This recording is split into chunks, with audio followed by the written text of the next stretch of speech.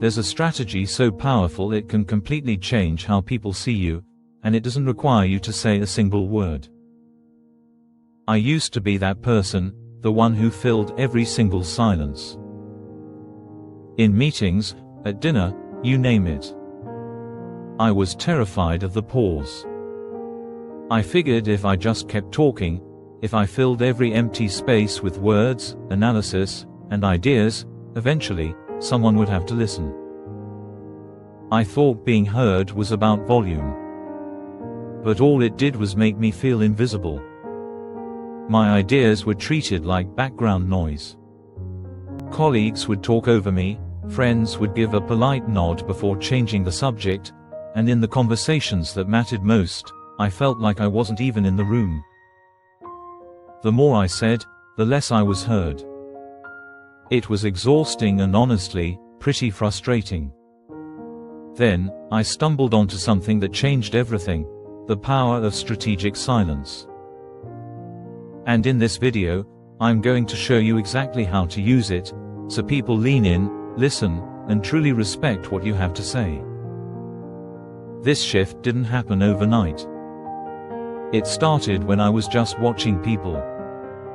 I was in this really tense negotiation at work.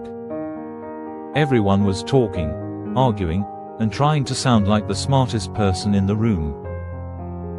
But the most senior person there, the one everyone was desperately trying to convince, said almost nothing. She would listen, let all the noise die down, and then, in the quiet that followed, she'd ask one sharp question or make a single, brief point.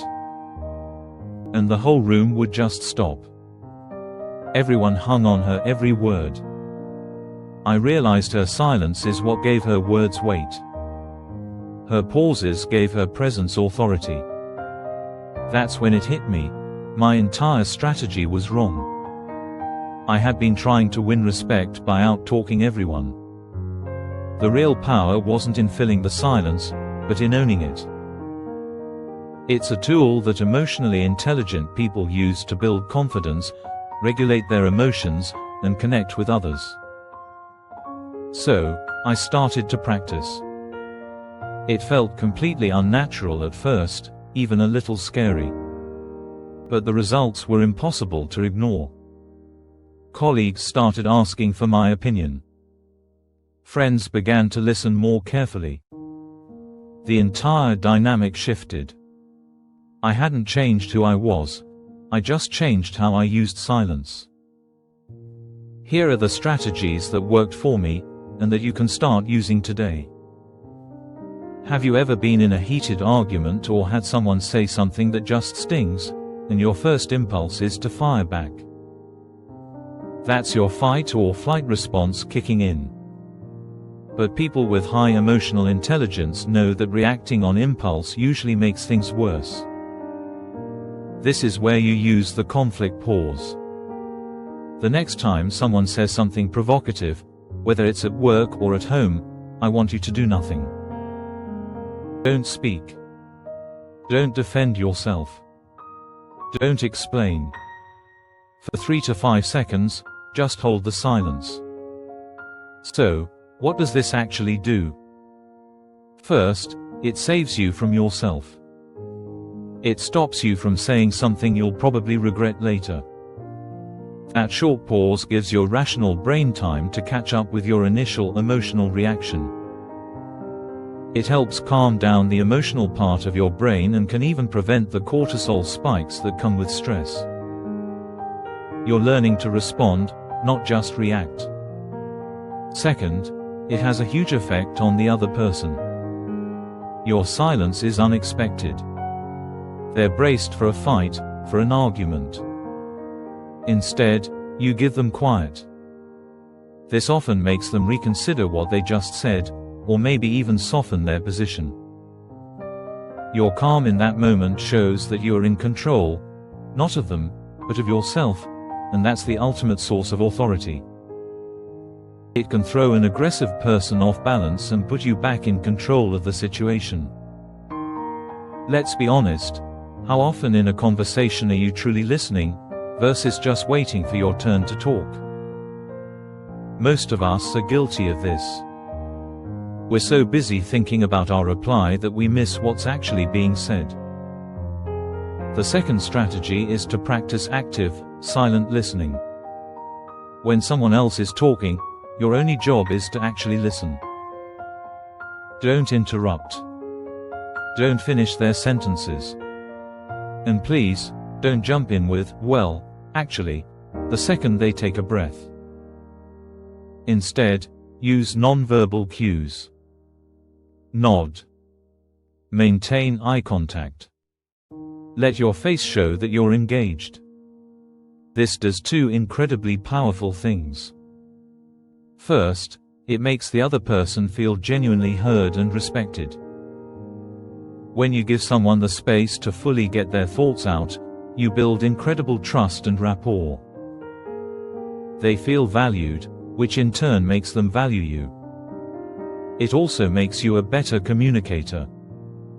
By truly listening, you're absorbing not just the words but all the non-verbal stuff, the tone, the hesitation, the body language, that makes up most of communication. You get a much deeper understanding of what's going on.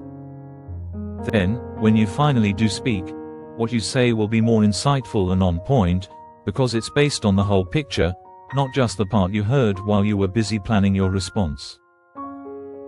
This kind of silent focus signals wisdom and makes people see you as more thoughtful. Think about the last time you shared a big idea. What did you do right after you said it? If you're like I was, you probably kept talking. You started justifying it, over-explaining it, and filling the air with more words because you were worried the idea couldn't stand on its own. That's a mistake. The third strategy is the post-statement pause. After you make a key point, share an important idea, or ask a big question, stop talking. Let that silence hang in the air for 5, maybe even 10 seconds. This pause acts like punctuation for your speech. It tells your audience that what you just said was important and deserves a moment of thought. It gives people time to actually process your words, to hear them, digest them, and get why they matter. If you immediately jump to the next thing, their minds are still trying to catch up, and the impact of your idea is totally lost. This silence also projects massive confidence. It shows you're secure in what you said and you don't feel the need to immediately defend it. You'll be amazed at how, when you create that space, other people will often jump in to agree with you or build on your idea, making it even more powerful. Learning to use these strategies felt like learning a new language, the language of presence. The conflict pause saved me from countless arguments that would have gone absolutely nowhere. Silent listening turned colleagues I found difficult into allies, all because they finally felt heard. And the post-statement pause. That's the one that finally got my ideas noticed. I remember the first time I used it on purpose. I was in a project planning meeting, and I had an idea that was a little unconventional. The old me would have blurted it out and then spent the next 5 minutes over-explaining myself while I watched everyone's eyes glaze over. But this time, I waited for the right moment. I stated my idea, clearly and concisely. And then, I shut up. For about 3 seconds, the silence felt deafening. I could feel that old panic rising, that urge to fill the void. But I held my ground. I just looked around the table and made eye contact. Then, the project lead, the same one who used to always talk over me, leaned forward. He said, "Let's explore that. Tell me more." It was such a simple phrase, but for me, it was everything. My voice hadn't gotten any louder, but my presence had. My words hadn't changed, but their impact had. By saying less, I was finally saying more. And the respect I'd been chasing for so long.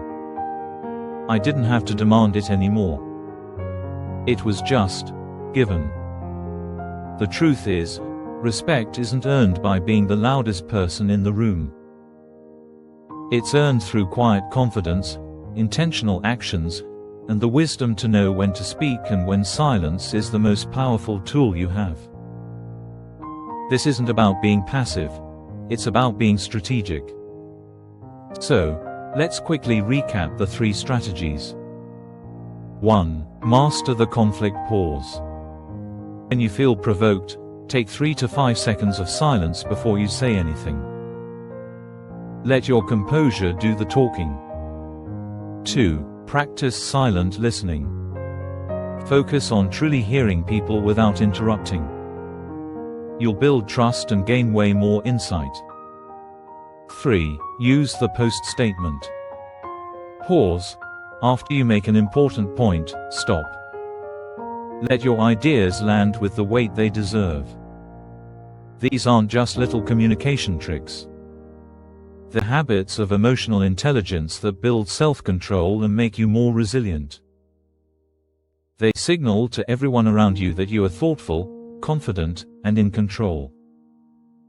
My challenge to you is this: pick one of these strategies and try it out this week. The next time you're in a conversation and feel that urge to fill the silence, just pause. Breathe. And see what happens. Let me know in the comments which strategy you're going to try first, or if you have your own stories about the power of silence. I read every comment, and I'd love to hear how it works for you. If this video resonated with you, hit that subscribe button and turn on notifications, because we're going to be exploring more powerful strategies to help you become a more respected and effective communicator. Thank you for watching. Remember, you don't need to say more. You just need to say less, but with more intention.